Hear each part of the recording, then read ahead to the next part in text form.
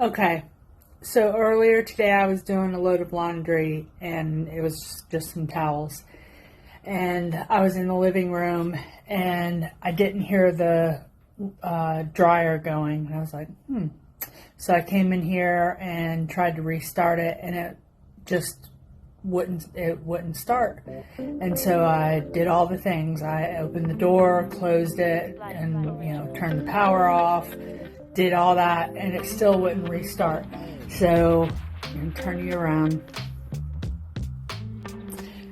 And so I have a Cabrio whirlpool. It's an older model, probably about 8-9 years old. So I kept pressing the start button. It's unplugged right now. And it would I'd press it and it would have make a slight clicking noise. Not extremely audible, but enough to where I was like, that's weird. And it wouldn't start. Everything was lighting up. All the buttons were lighting up, but it wouldn't start. So I Googled what happened, what's wrong if a Cabrio whirlpool doesn't start, all the right, I used the right words at the time. Doesn't start, it stops during a cycle, stops during mid-cycle. And it referred me to, it could be your thermal fuse. And I Googled a video, and now I'm going to walk you through this process. So easy. Okay, I'm going to try to walk you through this even though I already have it torn apart. I ordered the fuse, the thermal fuse, and it'll be here from Amazon tomorrow. It was only $6 for a 3-pack. So the first thing the guy tells me to do is come to the front of the dryer and take a flathead screwdriver, which I only have this short one right there because every man in my life steals my flathead screwdrivers.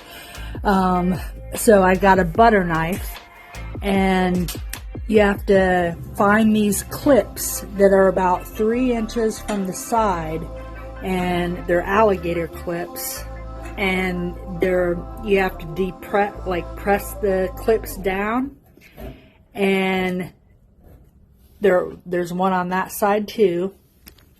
So anyways, you take your butter knife and you depress these, you press these alligator clips down and you pry at the same time, and you pry this side off, and then you go over there and you pry that other side out, and this will fall away.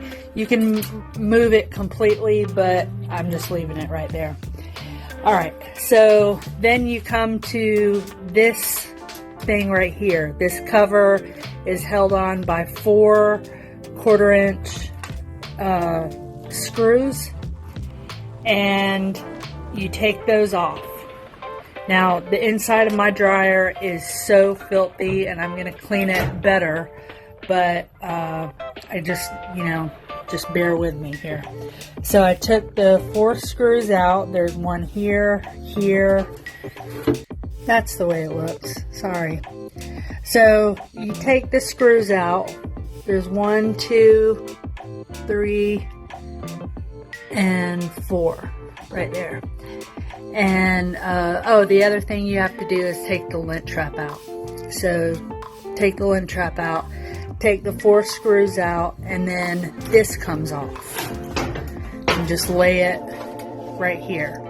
And it exposes this fan. But this isn't the part that you need to get to. The fuse, there's 2 fuses. This is just a plastic cover. That's a fuse, and then there's a fuse that is held in by these 2 clips. It's this right here. And that's the fuse, that's the thermal fuse that, this is the fuse that that goes bad. And what it does is it protects the dryer from overheating and causing a fire. So when it trips, the dryer just will not start. So it's a good thing. And if this is the fix, then it's like a $2. I mean, I ordered a pack of 3 for $6. So if this is the fix, it's like it'll be a $2 or $3 fix. And a service charge would have been, $75 to $150. So when the fuse comes in, and there's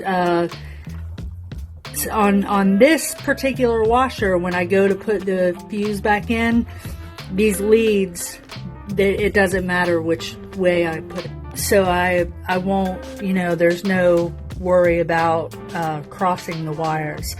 But some, you have to make sure that the wires go in the clips the same way. But this one you don't. So I'll put the fuse back in. This is held in by a shorter 1/4-inch bolt or screw.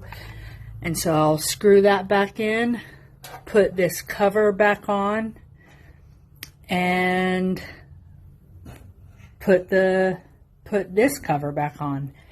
And that's it. Isn't that amazing?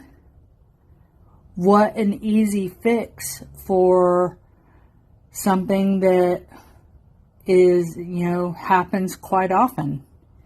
I just need to clean my dryer.